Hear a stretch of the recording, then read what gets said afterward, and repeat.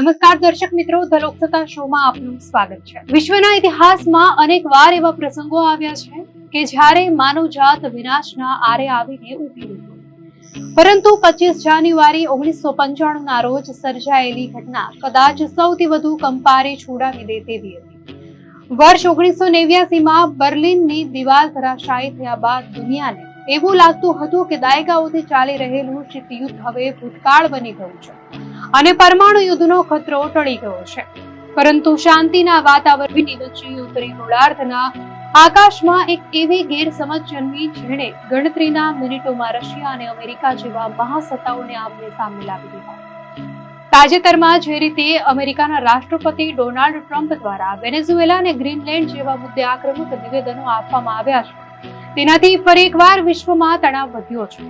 પરંતુ 1995ની એ શિયાળાની સવાર જેવો ભયાવહ માહોલ ભાગ્યે જ ક્યારે જોવા મળ્યો છે, જે દિવસે ઉત્તર રશિયાના રડાર સ્ટેશન પર ફરજ બજાવતા મિલિટરી ટેકનિશિયનોની નજર અચાનક પોતાની સ્ક્રીન પર પડી અને તેમની આંખો ફાટી। નોર્વેના દરિયાકાંઠાના વિસ્તારમાંથી એક અજાણ્યું રોકેટ અત્યંત તીવ્ર ગતિએ આકાશમાં ઊંચાઈ હાંસલ કરી હતી। રશિયન લશ્કરી વ્યૂહરચનાકારો માટે આ કોઈ સામાન્ય ઘટના નહોતી, કારણ કે આ રોકેટનો જે પથ હતો તે બરાબર અમેરિકાની ટ્રાઇડન્ટ સબમરીન મિસાઇલ જેવો જ જણાતો।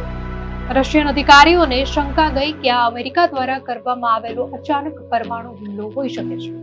જો આ ખરેખર હુમલો હોય તો રશિયન રાજધાની મોસ્કોને નિશાન બનાવતા અણુ બોમ્બને પહોંચતા માત્ર 15 મિનિટનો સમય લાગે તેમ લશ્કરી સલાહકારોએ તાત્કાલિક આ સંદેશ રશિયાના તત્કાલીન રાષ્ટ્રપતિ બોરિસ યેલ્ત્સિન સુધી પહોંચાડ્યો। પરિસ્થિતિ એટલી ગંભીર હતી કે યેલ્ત્સિને ઇતિહાસમાં પ્રથમ વખત પોતાની પાસે રહેલી ન્યુક્લિયર બ્રીફકેસને ખરેખર સક્રિય કરી। આ બ્રીફકેસમાં અણુ હથિયારો છોડવા માટેના તમામ ગુપ્ત કોડ્સ અને આધુનિક ટેકનોલોજી। યુદ્ધના સિદ્ધાંત અનુસાર જો એક પક્ષ હુમલો કરે તો વળતો પ્રહાર કરવો અનિવાર્ય હોય, ભલે પછી તેમાં બંને પક્ષોનો સર્વનાશ નિશ્ચિત હોય। રશિયન તંત્ર આટલું સતર્ક એટલા માટે હતું કારણ કે વર્ષ 1987માં પશ્ચિમ જર્મનીના એક કિશોર મેત્યાસ રસ્ટે પોતાના નાના પ્લેન સાથે રશિયાની તમામ હાઈટેક સુરક્ષા વ્યવસ્થાને ચકમો આપીને ક્રેમલિન સુધી પહોંચીને સૌને ચોંકાવી દીધા હતા। આ ઘટનાથી રશિયાએ પોતાની સુરક્ષામાં કોઈ કચાશ ન રાખવાનું નક્કી કર્યું હતું। 1995ની આ ઘટના દરમિયાન જ્યારે યેલ્ત્સિન પરમાણુ બટન દબાવવું કે નહીં તે વિશે મંથન કરી રહ્યા હતા, ત્યારે આખા વિશ્વના શેર બજારો અને કરન્સી માર્કેટમાં પણ ભારે અફરાતફરી મચી ગઈ। એવામાં અચાનક એક મીડિયા અહેવાલે રાહત આપી કે મિસાઇલને ટ્રેક કરવામાં આવી રહી છે। બીજી તરફ નોર્વેના વિજ્ઞાની કોલ્બજોર્ન આડોલ્ફસેન પોતાના રૂટીન કામમાં વ્યસ્ત હતા, ત્યારે તેમને ફોન આવવા લાગ્યા કે તેમના એક નાના પ્રયોગે દુનિયા હલાવી દીધી છે।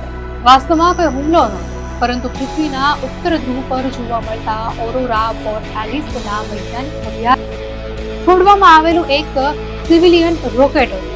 નોર્વેના વિદેશ મંત્રાલય તો ડિસેમ્બર 1994માં જ આ લોન્ચ વિશે રશિયા સહિતના પડોશી દેશોને લેખિતમાં જાણ કરી, પરંતુ રશિયાના આંતરિક વહીવટમાં કોઈ ખામી રહી ગઈ હતી અને આ માહિતી રડાર સ્ટેશન સુધી પહોંચી છે।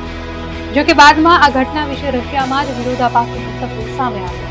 કેટલાક વિશ્લેષકોનું માનવું હતું કે બોરિસ યેલ્ત્સિન ચેચન યુદ્ધ તરફથી લોકોનું ધ્યાન ભટકાવવા અને બહાદુર નેતા તરીકે લડવા માટે આ બ્રીફકેસ સક્રિય હોવાની વાતને ચગાવી। યેલ્ત્સિને પોતે એક ઇન્ટરવ્યુમાં કહ્યું હતું કે બટનવાળી બ્લેક બ્રીફકેસ હંમેશા મારી સાથે હોય છે, પણ ગઈકાલે મેં પહેલીવાર તેનો ઉપયોગ કર્યો। જો કે પૂર્વ CIA અધિકારીઓ અને પરમાણુ નિષ્ણાતો આજે પણ આ ક્ષણને માનવ ઇતિહાસની સૌથી ભયાનક ભૂલ તરીકે જુએ છે। અંતે નોર્વેએ સ્પષ્ટ કર્યું કે તે માત્ર એક વૈજ્ઞાનિક સંશોધન હતું અને રોકેટનો કાટમાળ આર્કટિક સાગરમાં અપેક્ષિત જગ્યાએ જ પડ્યો હતો। રશિયાએ પણ પાછળથી સ્વીકાર્યું કે આ એક મોટી ગેરસમજ હતી।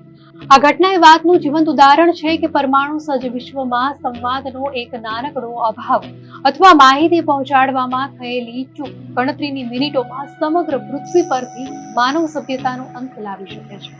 આજે વર્ષો પછી પણ જ્યારે મહાસત્તાઓ વચ્ચે ગરમાગરમી થાય છે, ત્યારે 1995નો આ બ્લેક બ્રાન્ડ રોકેટનો કિસ્સો વિશ્વના નેતાઓને સંયમ રાખવાની યાદ અપાવતો રહ્યો છે। દર્શક મિત્રો, આ માહિતી આપને કેવી લાગી, આપની પ્રતિક્રિયા અમને કોમેન્ટમાં ચોક્કસથી જણાવશો. અને જો આપને આ વિડીયો સારો લાગ્યો હોય તો વિડીયોને લાઈક કરો અને ચેનલને સબસ્ક્રાઇબ કરો.